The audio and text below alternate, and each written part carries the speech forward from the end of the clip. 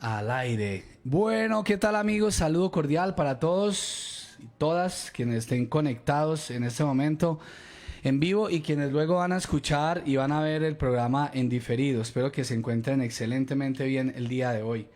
Bueno, hoy tuve que arrancar un poquito tardecito. Una cosa que como mantengo viajando, se me pone a veces un poquito tras mano el poder llegar y cumplir, pero aquí estamos.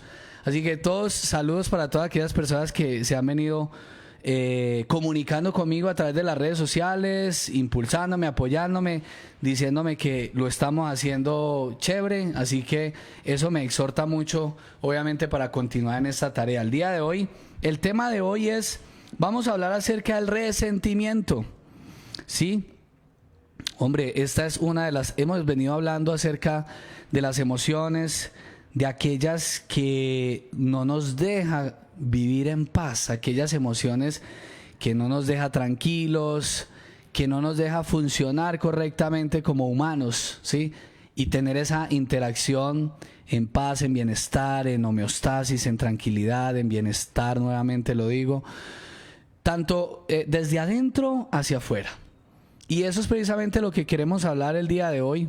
Agradezco también muchas personas que interactúan conmigo y que me comentan. De hecho, el tema de hoy está basado precisamente en sugerencias de muchas personas que me lo han estado preguntando. Oiga, doctor, ¿cuándo va a hablar usted acerca de este tipo de cosas, como por ejemplo el resentimiento? Muchas personas están viviendo hoy día en ese dolor constante del no saber liberarse de esos pensamientos y emociones que los está llevando a situaciones muy complejas en su vida. Voy a tener un invitado, espero que también llegue, el filósofo Álvaro, un gran personaje que me ha acompañado en otras oportunidades y que con él se debate muy interesante, solo que él también viene atascadito ahí en el tráfico. ¿En qué consiste este tema? ¿Por qué queremos hablar sobre el resentimiento? ¿Y por qué es que hoy día se está volviendo tan complejo para algunas personas vivir en paz consigo mismo? Porque es que miren una cosa, el resentimiento, si lo vamos a dividir la palabra resentir, ¿sí? Vamos a desmenuzar la palabra resentir, o sea, que repetir, sentir, o sea, repetir la sensación y el sentimiento que tuve hace un minuto atrás, 2 horas atrás, un día atrás, un mes atrás, un año atrás, 15 años atrás. Hay tantas personas que les encanta, ya llegó mi invitado, qué bueno, que les encanta, míralo, por ahí llegó, que les encanta volver a sentir esas emociones, pero de manera negativa. Álvaro, sigue, bien pueda. Bueno, ahí anda mi invitado, que nos va a acompañar en este tema tan interesante. Entonces, ¿por qué tantas personas? ¿Será que no nos vio? Él está ahí.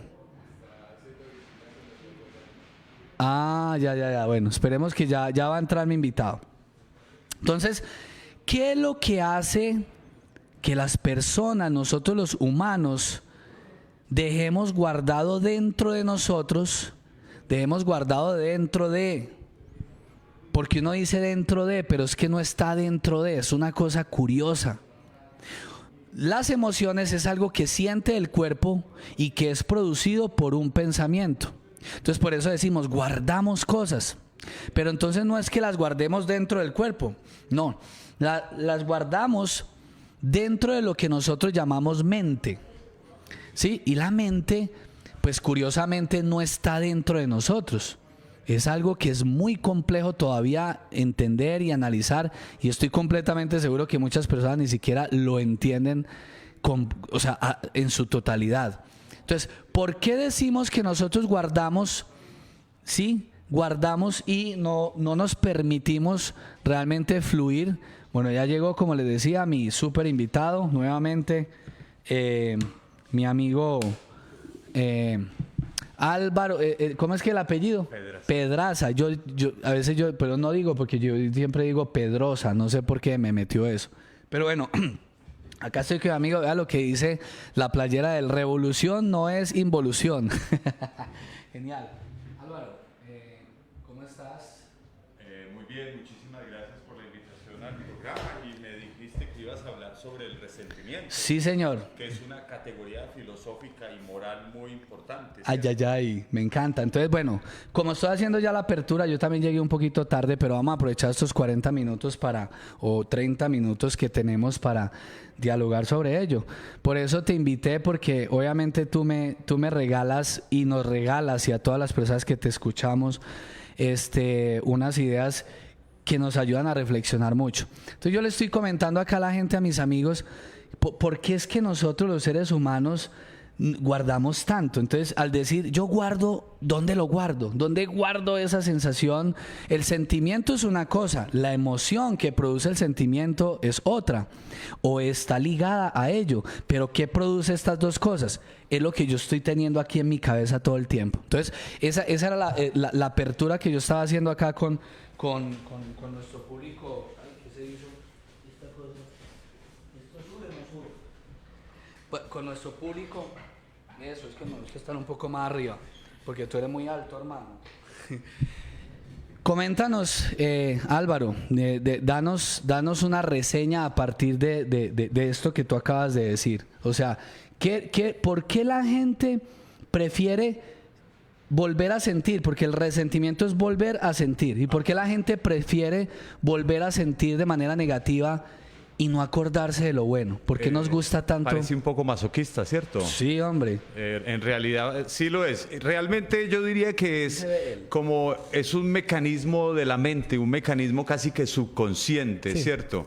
Gracias. Es un mecanismo casi que subconsciente de la mente en el cual privilegiamos lo negativo frente a lo positivo. Realmente es mucho más fácil ser pesimista que optimista, ¿cierto? Porque el optimista conserva una alegría de fondo, un amor por la vida que le permite enfrentar las situaciones de adversidad. El pesimista y el rencoroso en este caso, para él es más fácil porque exige menos esfuerzo mental ser rencoroso, ser mal pensado que ser optimista, porque ser optimista y tener una visión del futuro, digamos, alegre y positiva, a veces es difícil en situaciones de adversidad.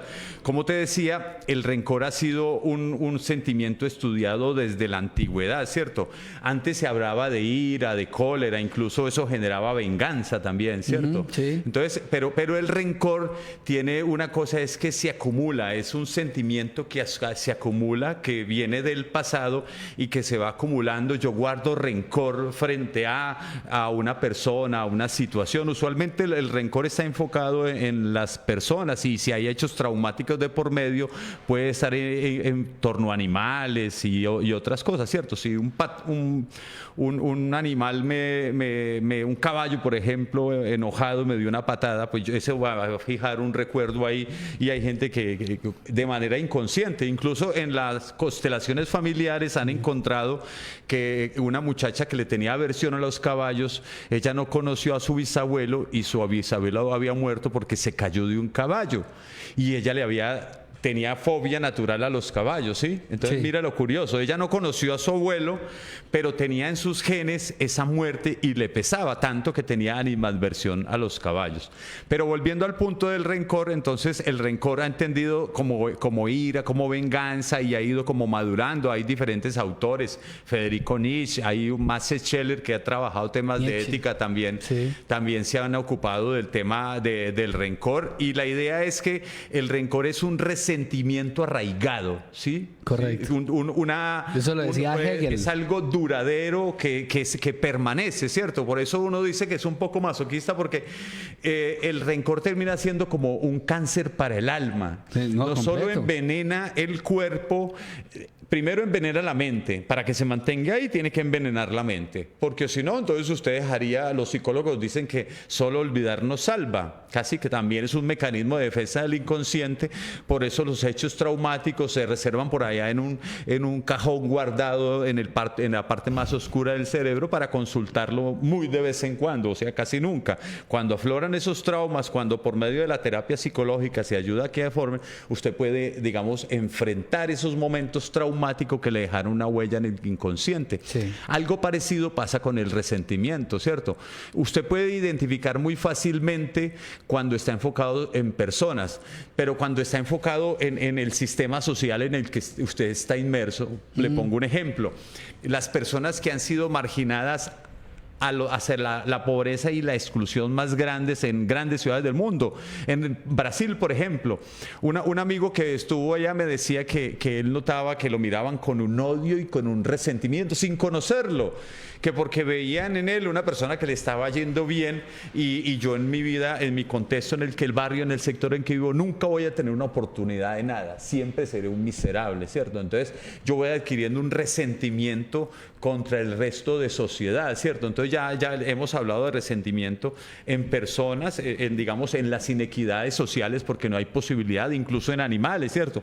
Un perro, ese perro me ladra todos los días y yo le cojo, y el perro percibe mi ira como también percibe mi miedo, ¿cierto? El perro se envalentona si percibe mi miedo y te agrede y te late con más fuerza. Mira que como los matices de ese resentimiento o esa ira o ese resentimiento acumulado, que es básicamente la forma más simple de definir lo que son las personas rencorosas. Eso de hecho desencadena hasta en enfermedades, ¿cierto? Usted que es el médico, usted sabe más de ese tema, yo no me voy a meter en su campo porque usted lo descifra mejor que yo. El filósofo seguía, digamos, por una orientación, por una evolución histórica de los conceptos, y la filosofía, más que aprender a lo que otros dijeron y las teorías y los pensadores y sus formas de pensamiento, la idea es que la filosofía es un conocimiento práctico para la vida, ¿cierto? La idea es que la filosofía te permita interpretar tu momento histórico y a las personas con las que interactúas cotidianamente. Álvaro, me das varias pautas para dialogar acerca de algo muy interesante, porque tú hablas de la parte social, de cómo incluso una persona que se siente marginada, una persona que vive, como se habla acá en Colombia, estrato 0, 1, 2, 3, 4, 5, 6, y el estrato alto pues son las personas que viven en unos niveles un poco diferentes a aquellos que permanecen en el sótano de la sociedad. Me encantaría que vayamos por allá, porque hablándolo desde el punto de vista clínico y neural, tú lo acabas de decir, las emociones del miedo nos llevan a unos sentimientos muy profundos negativos que perpetúan dentro de nuestro cuerpo y en las células hacen daño. Pero lo que es la personalidad, y lo que me encantaría que tú nos ayudes con respecto a lo que está pasando hoy día en nuestra sociedad. Venía yo hablando con yo vengo de viaje, venía de Manizales organizando el tema de la conferencia mía allá en Manizales, y venía en el bus hablando con un señor que me acompañó hasta acá, hasta cerquita, después que agarré el taxi y eso,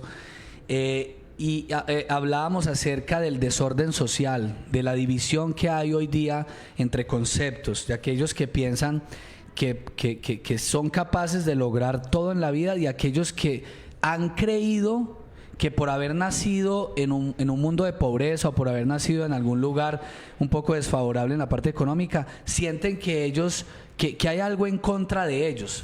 Esas personas, ¿por qué se perpetúan? Bien, gracias. Mi productora está pilas con la vuelta. ¿Por qué tanto dolor hoy día en la sociedad? Hablemoslo de nuestra sociedad colombiana. Recientemente está sucediendo algo muy complejo y yo quisiera hablarlo contigo, que yo sé que tú nos puedes ayudar mucho de esto. El país está dividido entre dos conceptos. El concepto de la persona que siente que él tiene el poder, que siente la capacidad de escalar en su vida, que siente la capacidad de lograr cosas en la vida por sí mismo, que no depende del gobierno, ni de su familia, ni de nada, sino que sale todos los días a luchar por sus ideales. Y esa persona normalmente escala y va subiendo, y es la persona que se puede comprar su mejor carro, su mejor casa, su mejor vivir, lo que sea. Y está el otro grupo de personas que han comprado una ideología muy populista, siento yo, ¿sí? En la cual estos grandes inteligentes se aprovechan de la persona, esa noble que quiere salir adelante pero es incapaz, y que por más que luchan en la vida les va mal. Entonces ahí se apegan a ese sentimiento y a ese líder que los está guiando de manera equivocada para que odien a otras personas. ¿Cómo ves eso? ¿Cómo solucionamos Porque es que es un tema fuerte, hermano, es un tema cultural muy grave. Ahí hay varios elementos que valdría la pena reflexionar uno por uno. Sí, señor. Bueno, uno es que Colombia es un país de inequidades estructurales que no empezaron ayer, sino que se han incubado durante décadas. Si quieres hablar, hablemos de las últimas 5 décadas. Por favor. ¿Sí? Sí. Listo. Entonces, esas inequidades estructurales, ¿qué significa una inequidad? Que el dinero y la tierra está concentrada en muy pocas manos. Yo trabajé en el Ministerio del Interior y una vez estaban haciendo una exposición allá y decían, el 1% de la población tiene el 36% del territorio, ¿sí?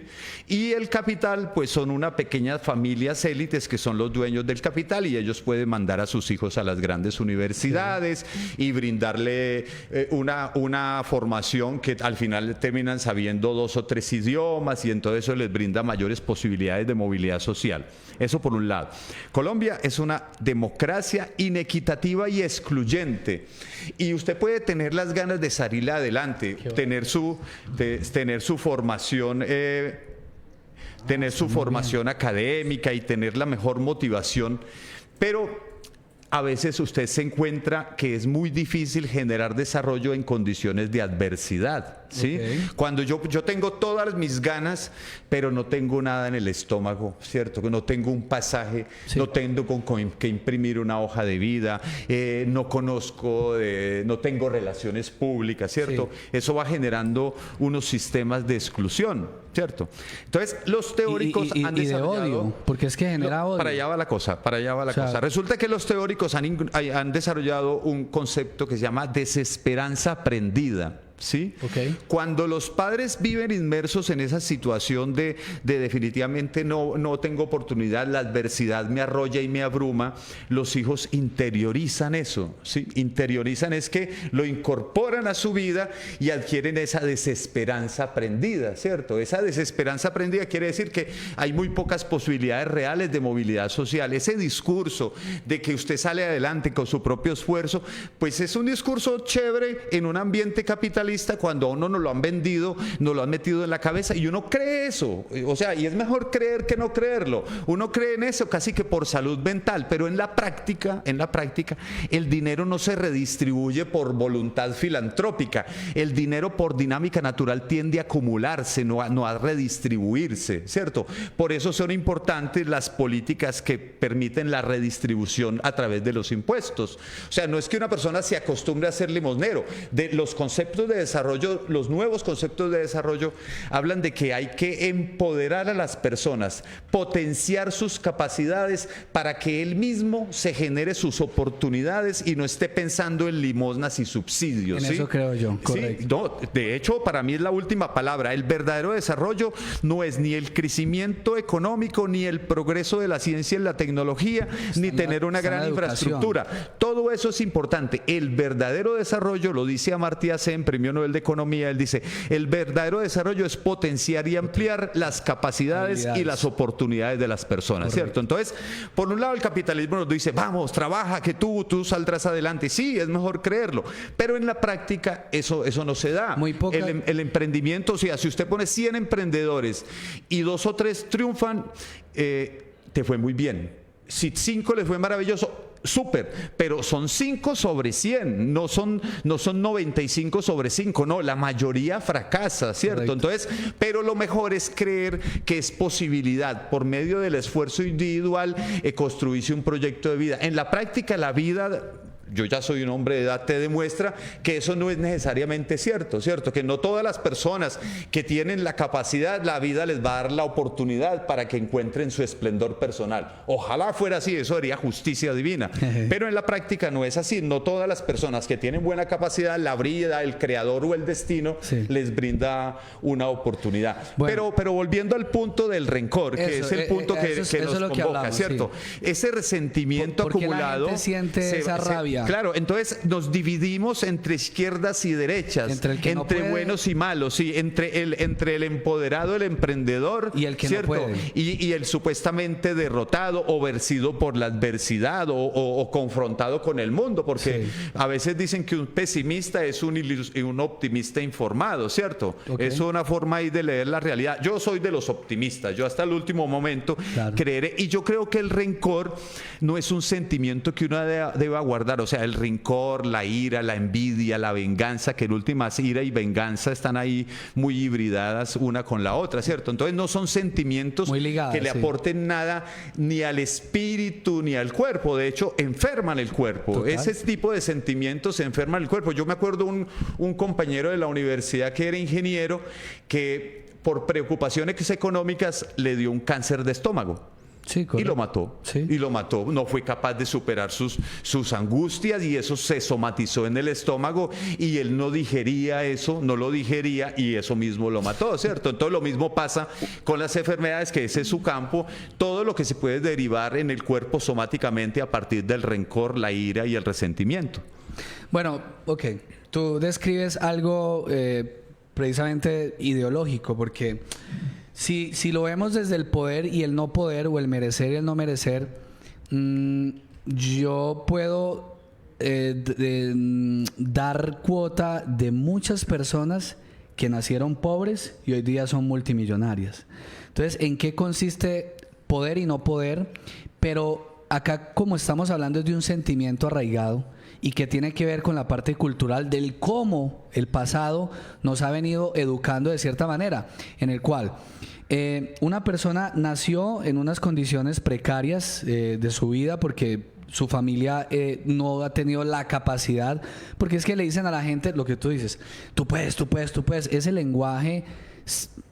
Mira, yo estuve en muchos multiniveles donde yo iba y sí, tú, yeah, y la motivación y la emoción. Uno dice, bueno, pero es que si yo emociono a un idiota y ese idiota no tiene un concepto real y no tiene el conocimiento para hacer dinero, ese idiota nunca va a hacer dinero, ¿sí? Pero si yo emociono a la persona correcta, lo impulso para que se mueva hacia el lugar que él y ella desean y pretenden, pues él y ella tienen la capacidad de construir lo que quieren, porque 6 de los 10 hombres más ricos del mundo nunca fueron a estudiar economía y no sabían de dinero. Es más, 3 de esos 6 nunca fueron a la escuela, no se educaron para hacer plata. Entonces, esos sentimientos arraigados tienen mucho y a la final se separan del concepto ideológico y cultural de qué es hacer dinero y por qué algunos sí tienen y otros no. De hecho, el 97% de la población mundial vive infraterrible en el mundo, o sea, somos 8.000 millones de personas y se puede decir que más de 7.000 millones viven en unas condiciones precarias y de hecho tenemos 2.000 millones de personas en extrema pobreza. Pero fíjate que este sentimiento sí está ligado a la información que obtuvo esa persona desde pequeño. Entonces, a mí me encantaría saber, independientemente de la ideología que cada uno tengamos, yo creo en el progreso. Yo soy progresista, pero no creo en el progresismo de los de la izquierda, porque esa gente no cree en abundancia ni en prosperidad. Lo que quieren es que la gente sea igualita, pero en pobreza. Yo creo en eso, no sé tú, y no sé las demás personas que me vean. Pero sí, este mundo está dividido entre la izquierda y la derecha, donde se ha mostrado que los de la izquierda viven en extrema pobreza. Eso se ha sabido culturalmente toda la vida. De hecho, la gente pelea mucho, por ejemplo, con que si Rusia, que si por allá Noruega, que si Dinamarca, Finlandia. Yo hice mi doctorado en Suecia, uno de mis doctorados, ¿sí? Y estuve en esos países donde se supone que se habla de socialismo y de progresismo, pero no tiene nada que ver con las ideologías culturales latinas, que aquí lo que se le quiere es educar a la gente para que sea más pobre y más bruta. La pregunta desde el concepto cultural es: si la persona no pudo y no ha sido capaz de ser emprendedor y de ser exitoso en su emprendimiento, ¿por qué esa persona arraigó el odio por aquel que sí pudo conquistar? Esa es la pregunta, o sea, y el tema de hoy es el resentimiento. ¿Por qué yo siempre quiero ir hacia el pasado para buscar lo peor y hacer y sacar lo peor de lo mejor, siempre para volver yo a sentir esa emoción de dolor, de rabia que me enferma, que no me deja interactuar bien con Álvaro porque piensa diferente a mí, que no me deja tener una relación de amor con otras personas simplemente porque tú tienes el mejor carro y yo no he podido tenerlo. Entonces tú eres malo porque eres rico y yo soy muy bueno porque soy pobre, y eso fue lo que me vendieron. O sea, hablándoles de ese punto de vista, yo acumulo lo que tú dices, acumulo ese sentimiento de dolor, pero por mi incapacidad de lograrlo, o sea, me empiezo a comparar. Siento yo que la gente se compara mucho con el de arriba y no es capaz de mirar hacia abajo, que el de abajo está peor que yo. Pero yo, ¿por qué me dejo inquietar con esos sentimientos y empiezo a odiar a las personas, a tratarlas mal? Porque a él sí le fue bien y a mí no me está yendo bien. O sea, ¿cómo le quitamos eso a la gente, por ejemplo? ¿Cómo hacer eso? Yo te decía que antiguamente el resentimiento era visto como un odio envejecido, un desgaste moral. O sea, el resentimiento es una categoría moral y psicológica, ¿sí? Que es muy importante porque desde la antigüedad, como hace parte de la condición del ser humano, hay que entender el ser humano, y esa es una de las emociones que todos sentimos, ¿cierto? Sí. Lo que pasa es que vamos a ver en cuáles enfatizamos más, cuáles procuramos conservar. Yo te pongo un ejemplo. Este fin de semana hubo en Bogotá un retiro espiritual y invitaron como a 220 mujeres para hacer una terapia de renovación energética, de optimismo y todo eso, y las llevaron durante 2 días y les dieron fortaleza moral, oración, juegos para distorsionarse y todo eso. Y una amiga que participó en eso, al otro día, después de estar 2 días allá, al otro día estaba en una situación de crisis, digamos, angustiada por la situación, porque no tenía con qué pagar un recibo, no tenía con qué mandar a su hijo al colegio, y entonces yo le decía, oiga, su fortaleza espiritual, la que le inocularon en esas 48 horas, no duraron ni siquiera 24 horas, ¿cierto? Eso que fue allá que la fortalecieran no le duró 24 horas, ¿cierto?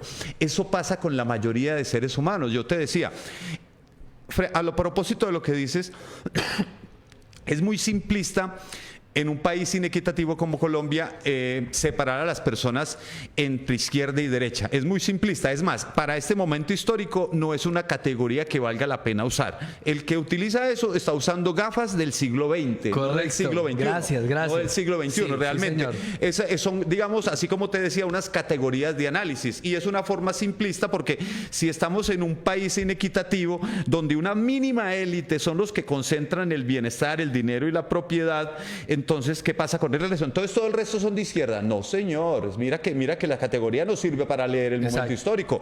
No todo, porque el presidente que ganó sacó una votación y dicen que es un presidente de derecha. Entonces, no puedes decir que todos los pobres y todos los pobres son resentidos y todos los pobres son de derecha o son de izquierda, ¿no? Porque es una forma muy simplista, sí, no. Y en realidad no sirve como un elemento de análisis para este momento histórico. Por eso te digo, es como usar unas gafas que me permitieron leer muy bien el siglo XX, pero no este momento histórico, ¿cierto? Y volviendo al punto, ¿por qué las personas mantienen más actitudes negativas? Pues porque están en un ambiente de adversidad, donde la carencia no es solo de él, sino es generalizada, ¿sí? Y esa gerencia nos permea a todos. Casi que energéticamente, si yo intercambiara una palabra con el otro, yo puedo percibir la tristeza del otro si le prestara atención a sus emociones, a las que no habla, claro, ¿cierto? Claro. Energéticamente hay médicos, yo no sé si usted sabe del tema, pero un amigo me decía que hay médicos que viendo los colores del aura de tu cuerpo, sí, pueden decirte, yo lo trabajo,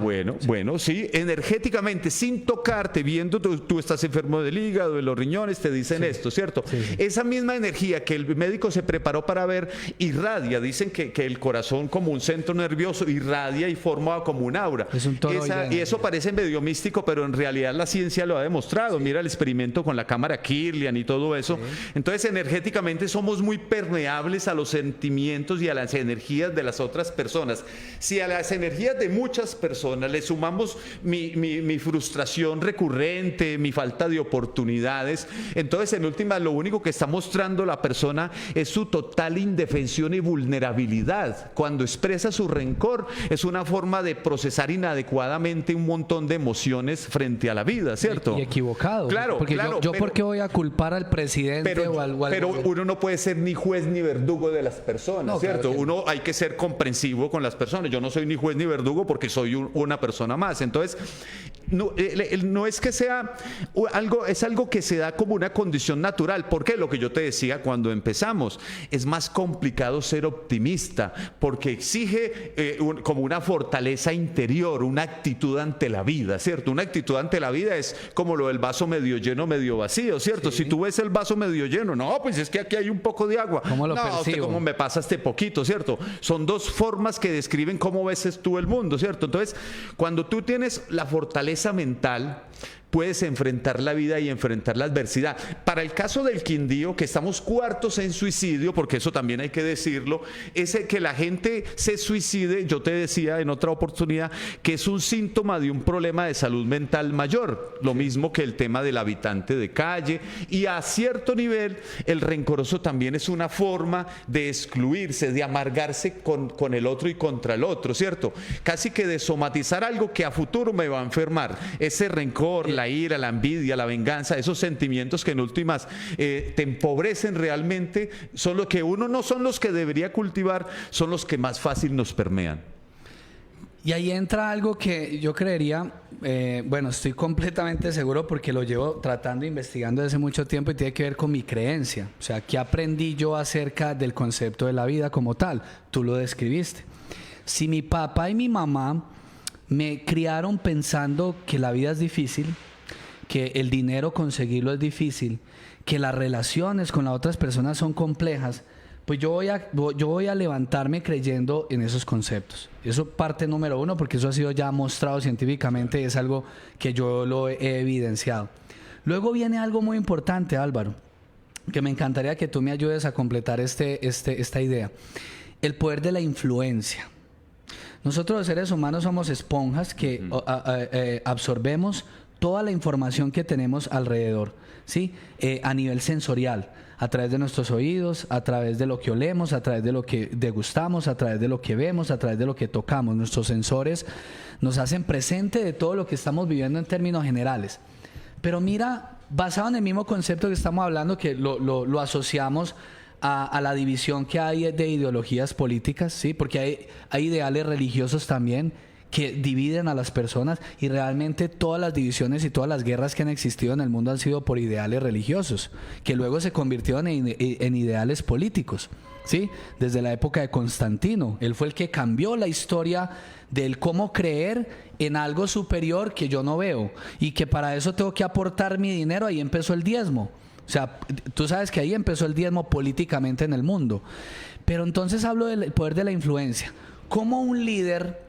Voy a hablar de los líderes, pero a mí me influye las redes sociales, la televisión, la música, lo que yo escucho, lo que yo hablo con las personas, influye en mí. Yo he escuchado personas, me ha tocado sentarme a hablar con ellos últimamente antes de las elecciones. Un día estaba comiendo en un lugar. La señorita que me estaba sirviendo, muy bella, muy atenta, muy noble, ella sirvió algo y se le cayó. Entonces yo fui a recogerlo y ella, no, tranquilo. Y yo, no, tranquila, yo te ayudo, no te preocupes, te traigo otro. Y yo, no, yo lo limpio, fresca. Y yo la escuché que le dijo a una compañera, oiga, primer rico que hace esa, así dijo, primer rico que come con la cuchara. Entonces yo la escuché, esperé a que ella volviera y yo le dije, ven, hablemos un poquito. Yo tengo cara de rico. Y entonces se queda mirando, pero es que para usted estar acá en este restaurante, claro, tiene que tener plata. Claro. Entonces yo le dije, pues sí, pero el concepto de riqueza y de pobreza no tiene nada que ver con yo poder comprar algo. Entonces mira cómo nos influyen, Álvaro, la información que está allá afuera. Si hablamos de los líderes políticos, toda la vida ha habido una división entre aquel que dice tú puedes y aquel que dice yo puedo por ti y yo te regalo cosas, que es lo que le han hecho creer a la gente, la bendita igualdad que no existe. Entonces, ¿por qué? ¿Cómo haríamos bajo el concepto del cual estamos hablando, que quisiera que nos regales tu inteligente y tu experiencia en esto, tu inteligencia y tu experiencia en estos temas? ¿Cómo decirle a la gente Ey, bájenle los humos, dejen de estar peleando. ¿Por qué el rencor? ¿Por qué el resentimiento? ¿Por qué tienes que pelearte conmigo porque pienso diferente o creo diferente? ¿Por qué tienes que pelearte conmigo porque a mí sí me va bien y a ti no? O sea, ese tipo de cosas viene desde la influencia que me han creado otras personas y lo que yo he venido escuchando desde pequeñito. ¿Cómo cambiarle eso a la gente? Mira, Axel, o sea, ¿cómo transformarlo? ahí hay varios elementos. Sí, Vea, sí. O sea, primero toquemos el tema de la igualdad. Sí. Tú dices que no crees en la igualdad. Yo llegué a la conclusión, con matices obviamente, que la igualdad es, digamos, es una ficción necesaria, ¿cierto? Una ficción necesaria es que para que un abogado obre injusticia tiene que partir de un criterio de igualdad. Pero esa ficción necesaria tiene un soporte científico. ¿Por qué? ¿Qué ha demostrado los estudios del genoma humano? En el 99.8% somos iguales. Blancos, amarillos, negros, todos somos iguales, tenemos los mismos órganos, hay una igualdad, ¿sí? Los estudios del genoma humano. ¿Qué dice la Biblia? Que todos somos iguales ante Dios. ¿Y qué dice el derecho? Todos somos iguales ante la ley, ¿sí? Entonces esa ficción, mira que se traduce. ¿Quién dice que no somos iguales? Si usted tiene... Pero espérame, pero en la realidad tú dijiste... hay unas inequidades, por eso yo te digo que es la igualdad es una ficción necesaria. Okay. Porque en la práctica es muy poco lo que se da. Pero, profe, ¿tú qué dices? Para el derecho es importante que ante un juez todos tengamos el mismo nivel. No importa que usted sea más bonito, sea más inteligente, tenga más plata. Usted con más plata puede comprar un fallo, ¿cierto? Sí. Pero la idea es que idealmente, por eso la justicia se pinta con los ojos vendados y con una balanza para equilibrar. No importa quién tengo que mirar, es para equilibrar, ¿cierto? Okay. La justicia históricamente, desde Aristóteles en la antigüedad y Platón, decía, la justicia es darle a cada cual lo que le corresponde, ¿sí o no? Correcto. Bueno, esa igualdad que es la que debemos partir, todos tenemos las mismas capacidades y deberíamos tener las mismas oportunidades, en teoría parece cierto. Y como yo le decía ahorita, por salud mental yo me aferro a creer eso, ¿cierto? Pero cuando yo salgo un poquitico de mi romanticismo de filósofo optimista y me estoy metido en la realidad, me doy cuenta que los seres humanos somos producto de nuestros traumas, de nuestras carencias afectivas, de nuestra formación académica, de la influencia de nuestros amigos, de nuestro núcleo familiar, ¿cierto? Correcto. Y todos esos factores van moldeando la personalidad y el carácter del ser humano, ¿cierto? Y entre más carencias afectivas, más necesidad de reconocimiento tiene usted y por lo tanto más fácilmente influenciable. Por eso creemos en los políticos con carisma. De hecho, en este momento histórico siguen siendo a los que mejor les va, porque el carisma es una habilidad de convencer aún sin hablar, ¿sí? El carisma es como un don que Dios te dio, que tú convences, no, es que ese man tiene carisma, ese man habla, incluso sin hablar, la presencia, ese man convence. Hay gente que le dice a uno así, ¿cierto? Y a veces los más carismáticos son los más peligrosos, y si no, pregúntele a Adolfo Hitler, a Mussolini, gente que manipularon a la humanidad, ¿cierto? A Chávez. Esos personajes, llévalos ahora a los medios de comunicación y aplica un algoritmo de inteligencia artificial y aplícalo a hacerle seguimiento a lo que tú buscas en redes sociales, en Twitter, en Facebook, en Instagram. O sea, mira tus búsquedas, mira tu círculo de amigos, mira lo que compartes, mira todo eso. Y los medios hacen un análisis de tu personalidad y manipulan tus decisiones orientando tus hábitos de consumo o orientando tus inclinaciones políticas, ¿cierto? Sí, correcto. ¿Por qué? Porque tú compartes lo que tú compartes, deja ver lo que te gusta o lo que te disgusta, ¿cierto? Entonces, con toda esa información te van perfilando y tienen una lectura incluso mejor que la de tu mamá de ti mismo. Ni tú mismo te conoces tanto como te conoce el algoritmo en estos momentos. Sí, es verdad. Y no es algo que parezca ciencia ficción, no.